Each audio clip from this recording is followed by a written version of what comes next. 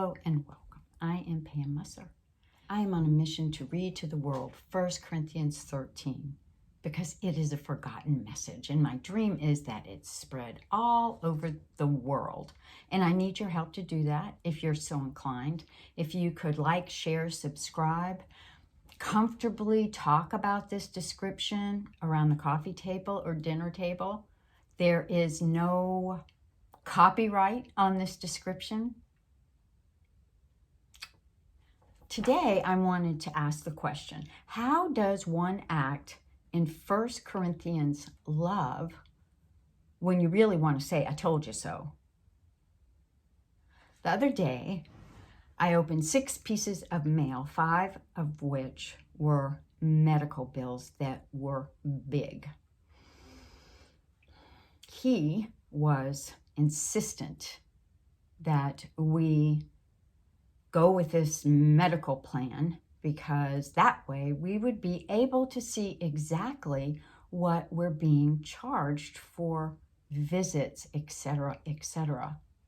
I said, I know how much we are charged because I pay the bills. You provide the manna. I was absolutely fuming inside, and I wanted to say, I told you so bad. And then suddenly, a thought crossed my mind. The first one was, I don't think that's a good phrase to say to anybody. I've heard that somewhere. The second was, oh my goodness, I'm reading 1 Corinthians 13 every day for 40 days because it's the definition of love. And I got to figure something out. I don't want to be a creaking gate or a rusty or a clanging cymbal.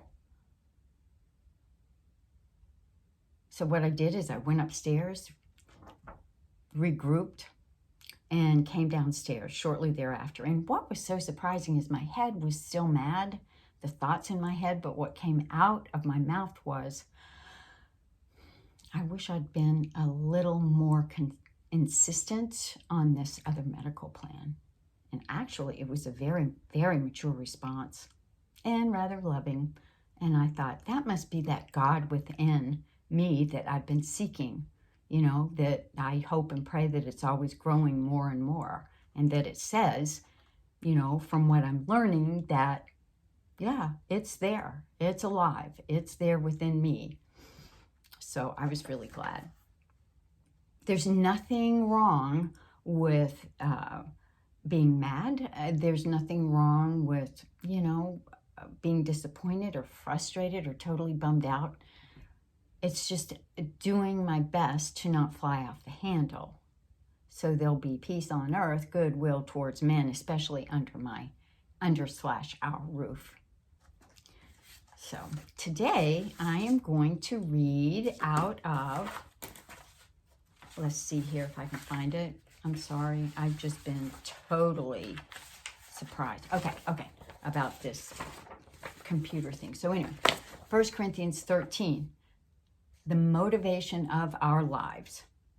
If I were to speak with eloquence in earth's many languages and in the heavenly tongues of angels, yet I don't express myself with love, my words would be reduced to the hollow sound of nothing more than a clanging cymbal. And if I were to have the gift of prophecy with a profound understanding of God's hidden gifts and hidden secrets, and if I possessed unending supernatural knowledge, and if I had the greatest gift of faith that could move mountains, but have never learned to love, then I am nothing. And if I were to be so generous as to give away everything I own to feed the poor and to offer my body to be burned as a martyr, without the pure motive of love, I would gain nothing of value. Love is large and incredibly patient. Love is gentle and consistently kind to all. It refuses to be jealous when blessing others when blessing comes to, it refuses to be jealous. When a blessing comes to someone else, love does not brag about one's achievements, nor inflate its own importance. Love does not traffic in shame and disrespect, nor selfishly seek its own honor. Love is not easily irritated or quick to take offense. Love joyfully celebrates honesty and finds no delight in what is wrong. Love is a safe place of shelter, for it never stops believing the best for others. Love never takes failure as defeat, for it never gives up. Love never stops loving. It extends beyond the gift of prophecy, which eventually fades away. It is more enduring than tongues, which will one day fall silent. Love remains long after words of knowledge are forgotten. But when love's perfection arrives, the partial will fade away. When I was a child, I spoke about childish matters, for I saw things like a child and reasoned like a child. But the day came when I matured, and I set aside my childish ways. For now, we see but a faint reflection of riddles and mysteries as though reflected in the mirror. But one day, we will see face to face. My understanding is incomplete now, but one day, I will understand everything, just as everything about me has been fully understood. Until then, there are three things that remain: faith, hope, and love. Yet, love surpasses them all.